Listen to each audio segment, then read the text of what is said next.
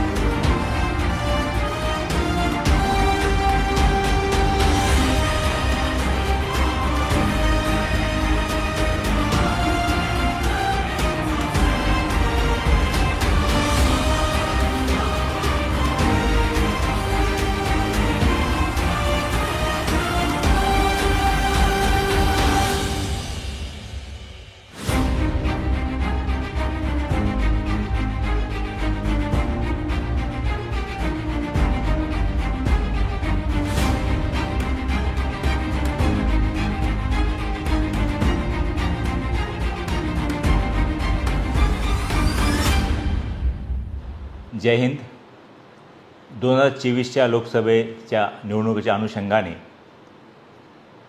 वरिष्ठांच्या आदेशान्वये कोपरखैरणे विभागामध्ये लोकसभेच्या निवडणूक शांततेत होण्यासाठी आदरणीय CP सर व आमचे पोलीस उपायुक्त श्री ढाणे साहेब यांनी कोपरखैरणे पोलीस या ठिकाणी SRPची एक कंपनी उपलब्ध करून दिली होती। SRPचे 120 जवान, त्यांचे अधिकारी, कोपरखैरणेचे अधिकारी आणि अंमलदार असे आम्ही सर्वांनी मिळून आज कोपरखैरणे विभागामध्ये ज्या ठिकाणी मतदान केंद्र आहेत, ज्या ठिकाणी गर्दीची ठिकाणे आहेत, ह्या ठिकाणी आम्ही रूट मार्च केला। ह्या रूट मार्चला एरिया डॉमिनेशन आणि एरिया फॅमिलायझेशन असे बोलले जाते, की पोलीस अधिकारी सहकारी यांना पूर्ण एरियाची टोपोग्राफी समजली पाहिजे, जेणेकरून कुठलीही घटना घडली तर ताबडतोब त्या ठिकाणी पोहोचता यावं। तसेच जे काही समाजकंटक आहेत त्यांना एरिया डॉमिनेशनच्या माध्यमातून त्यांच्या लक्षात आलं पाहिजे की कोणीही जर कायदा तोडला तर त्याच्यावर पोलीस सक्षमपणे कारवाई करतील। ह्या अनुषंगाने आम्ही आजचा हे रूट मार्च घेतला। या रूट मार्चमध्ये सर्वांनी मार्गदर्शन केलं व सर्व पोलीस सहकार्यांनी पूर्ण कोपरखैरणे एरिया हा पदाक्रांत केला।